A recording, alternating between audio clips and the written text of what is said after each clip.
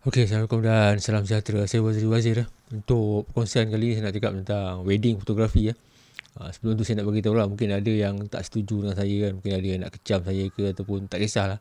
Tapi you boleh bagi pandangan masing-masing di ruang komen, ataupun lebih baik lagi kalau you balas saya punya video ni, you buat video juga. Kenapa you setuju ataupun kenapa tak setuju lah. Saya nak beritahu macam ni lah, wedding fotografi ni semua orang pun tahu dia bukan barang keperluan, dia bukan benda yang wajib ada untuk sesebuah majlis perkahwinan tu lah. Dia dianggap sebagai luxury, barang mewah lah, pasal waktu tu lah sahaja pasangan pengantin kan yang nak rasa diraihkan sebagai seorang artis ataupun selebriti lah kan. Ada fotografer, ada videografer kan, dia lah jadi macam artis lah. Dia itulah macam saya beritahu, dia jadi macam sesuatu yang barang mewah lah.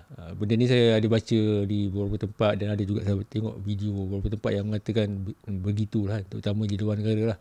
Sebab tu wedding fotografi ni bayaran dia agak tinggi, pasal dia bukannya satu keperluan kan, macam keperluan asas kan, dia tak ada pun okey. Contohlah macam kalau di Malaysia kan, untuk pasangan yang beragama Islam lah kan, kalaulah pasangan pengantin tu baru berkahwin kan, dia menginap di hotel ke, hotel-hotel, biasanya hotel-hotel yang tidak berapa mewah ni kan, ada ambush lah oleh majlis agama ke apa kan. Yang dia orang nak tengok bukan gambar tu.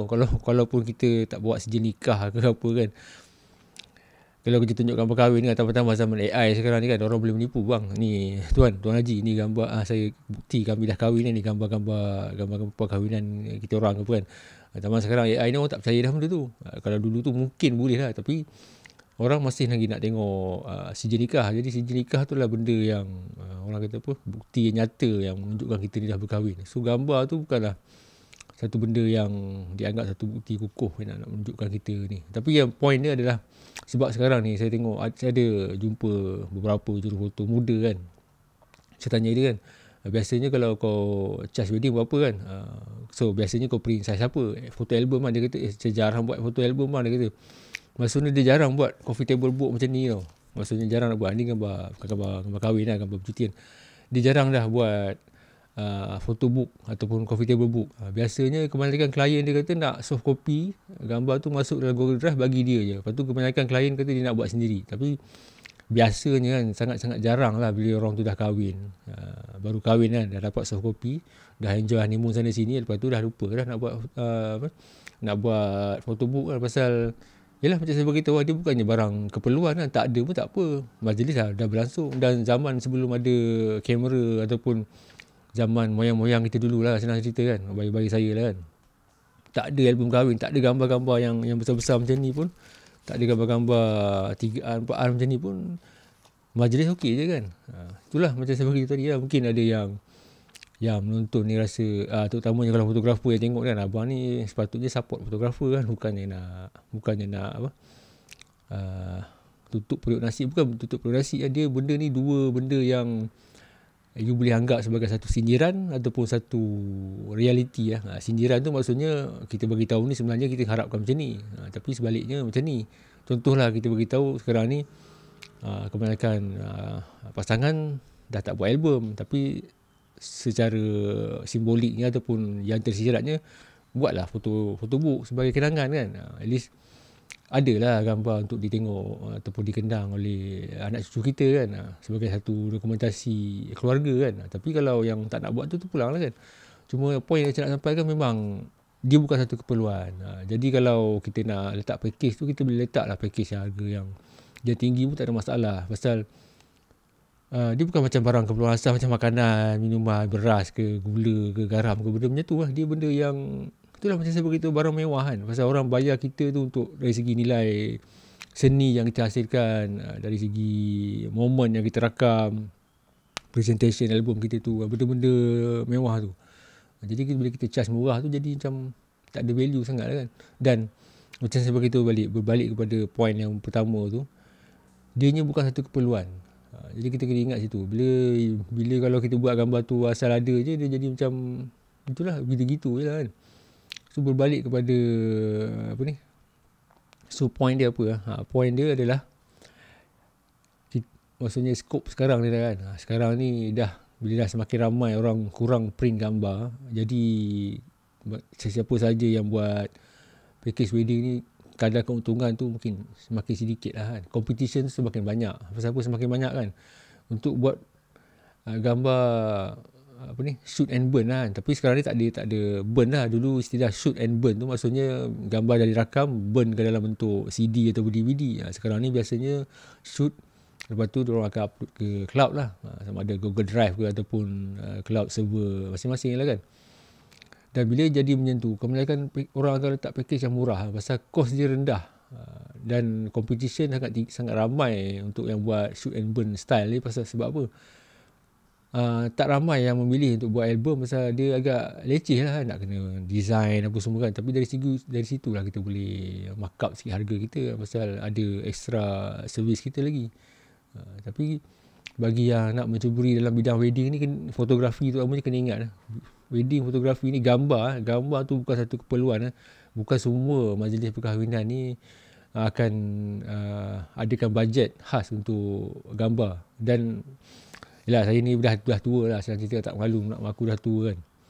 Banyak juga saya tengok bukan perdebatan lah, orang komen lah dalam Facebook ke Twitter ke dekat Instagram, kata pengantin ni sanggup bayar mahal-mahal untuk pelamin, untuk mak andam, yang juruhias lah, makeup artist apa semua, tapi nak keluarkan bajet untuk 2-3 ribu atau 3-4 ribu untuk gambar berkira sangat kan. Kita duit masing-masing kan, duit masing-masing. Tu pulang cara kita berniaga lah. Tu pulang cara kita berniaga macam mana kan. Tak boleh nak salahkan orang. Contohlah kalau kita nak minum kopi kan. Harga kopi yang murah ada je, yang RM1.50, yang RM2 mungkin ada kan. Tapi ada juga orang yang sanggup bayar harga segelas kopi RM10, RM15 kan.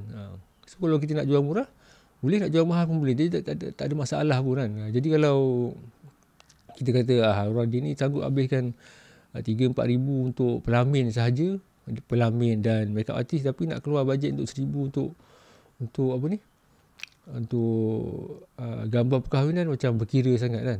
Kita tak boleh nak salahkan klien kan. Klien ikut dia lah kan. Kita lah yang nak berniaga ni, apa benda yang kita nak buat kan.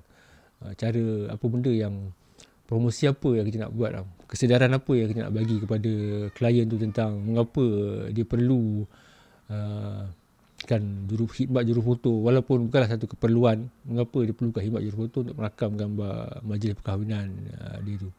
Sebab apa? Contohlah macam ni bukan nak promote photobook ke apa, macam contoh percutian saya di Langkawi kan, ataupun di mana-mana lah saya buat gambar photobook ni dah lama.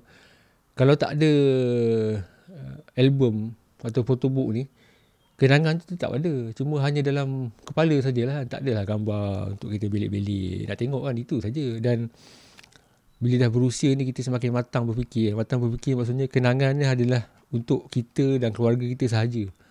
Maksudnya yang berada di lokasi itulah, macam tengok gambar anak saya ni kan. Untuk saya dan anak saya je. Jadi kalau untuk cucu-cucu saya akan datang, gambar tu mungkin tak ada makna untuk dia dah pun. Pasal apa saya kata tak ada makna? Contoh macam ni kan. Kalau untuk cucu-cucu saya akan datang, insyaAllah lah, kalau umur panjang semua ada cucu, ada cicit kan, tak ada makna sangat dia. Hanya sekadar dokumentasi keluarga dia je, pasal dia tak ada memori di situ. Dia tidak berada di tempat tu untuk apa dia dikenang-kenang kan. Yang hanya ada kenangan adalah saya dan ahli keluarga saya, anak-anak saya saja. Macam gambar majlis perkahwinan kan. Kenangan tu adalah untuk keluarga, ya, orang yang berkahwin tu lah, juga anak dia. Lepas tu kalau umur dia panjang, ada cucu cicit dia semua tu, gambar tu hanya dokumentasi biasa sajalah, hanya bukan kenangan lah kan. Pasal kenangan ni kena individu tu sendiri berada di situ barulah dia jadikan kenangan kan. Kita tak boleh kata oh ni kenangan aku. Tak ada. Kenangan tu mesti kita lalui sendiri kan. Contoh kalau kita bercuti di mana-mana pun kan, kita tunjuk dekat orang kan, orang tengok begitu-gitu je kan. Saya pernah juga bawa album ataupun photobook saya dekat dalam office ke mana, dia tengok gitu-gitu lah, pasal tak ada benda untuk dia pun kan. So yang abang cakap pusing-pusing ni apa benda lah. So point dia itulah, dia berbalik kepada gambar lah kan. Tak kira lah wedding ke apa benda, dia bukanlah satu bentuk, satu keperluan apa yang mesti ada lah. Dia satu kehendak. Macam ni lah gambar-gambar zaman filem dulu tu, dia macam satu keperluan keperluan sebab kita kena print gambar. Pasal kalau kita tak print, dia hanya dalam bentuk negatif. Negatif tu kena tengok dia gambar dia tak berwarna, dia kecil stripe kan, jadi payah lah kan. Ataupun dalam bentuk ataupun dalam bentuk slide kan, kalau kita tak print kan. Jadi macam mana nak tak nak kita terpaksa print juga. Cuma sekarang ni sebab dah ada social media ni, orang ambil gambar, orang upload ke social media je lah. Nantilah saya ada satu masa ni saya buat tajuk lain lagi lah. Dan kepada yang setuju ataupun tak setuju dengan apa yang saya beritahu ni, boleh tulis di ruang komen, ataupun lagi baik lagi kalau you buat video lagi untuk kita counter benda-benda macam ni kan. Pasal mungkin ada yang kata, lah abang ni dia buat video ni nanti makin susah lah orang apa ni, nak cari, nak bayar fotografer perkahwinan lah. Tapi bergantung pada side mana you tengok lah kan. Sama ada memberi kesedaran ataupun ya betul juga kan. Tu ikut masing-masing lah. Okay lah, kalau ada benda yang tak clear lagi boleh tanya di ruang komen lah. Okay, jumpa lagi.